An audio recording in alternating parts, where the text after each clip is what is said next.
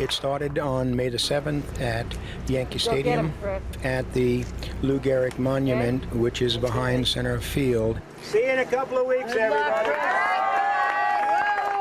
The final destination is Washington, D.C. This is what I call the ride for life.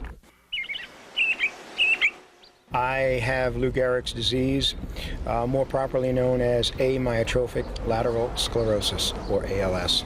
It's a disease of the motor neuron system. Motor neurons bring messages to muscles in the body, and when those motor neurons die, the muscles become paralyzed. Within 5 years, 90% of all patients are dead. I was diagnosed Columbus Day weekend in 1993.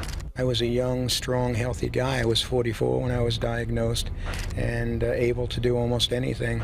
I used to climb, I used to swim, I used to scuba dive. All of those things have been taken away from me.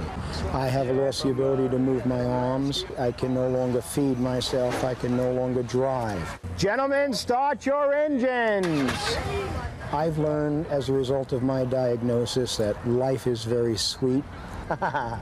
It's not a question of when you're going to die, it's a question of how you're going to live.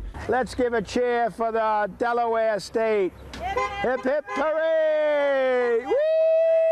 And we ride because we wish to bring awareness to the issues of ALS. Young, old, man, woman, white, black, it doesn't matter, you can get it. And we're just taking general donations. Well, thank you. We appreciate that. My name is Christine Pendergast, and I'm the wife of Chris Pendergast. My job has been to drive the first support vehicle, which has the responsibility of looking after the patients while they are traveling on their scooters.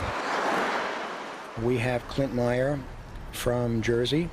My friend Clint is unable to talk because the muscles in his tongue are paralyzed. You got it, brother. I have one Long Islander from Baldwin. Fernando's tongue is being paralyzed by the disease, and he is no longer able to articulate words clearly. All for one and one for all. We ride for past patients who have died waiting for a cure, and we ride for those patients who are yet to be diagnosed. We're riding so that someday nobody will have to suffer from this.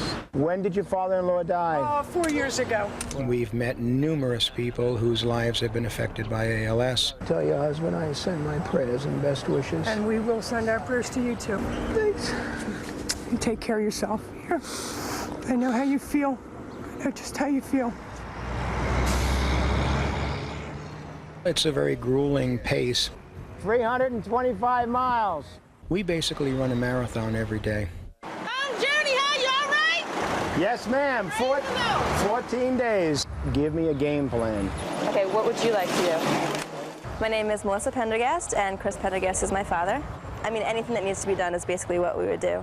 Dad needs to know how fast we're going now. How you all doing? I think he's amazing. The best person I've ever met in my entire life. He's definitely my hero. This is it. At Union Station, we met with another advocacy group called the March of Faces. Congrats, we're glad you're here. We joined with them and several congressmen and came from Union Station to the foot of the Congress here.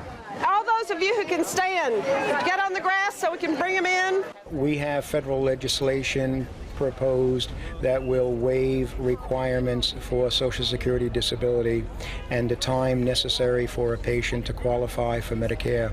Oftentimes, many of these patients die waiting. Today, Senator Torricelli expressed his support for the Senate version that would waive Medicare waiting periods. People just do not have a clue as to the devastation emotionally and physically and psychologically that ALS takes on a family in the latter stages of the disease. Last year, Clint was walking and talking. I'm afraid I'll never see Clint again. It really is no longer my trip. This is going to be my gift to the ALS community. I hope they continue it when I'm gone and do it until it's not needed anymore. And now we start making notes to plan the 2000 Ride for Life. Yeah, it's going to be something. I love you, honey.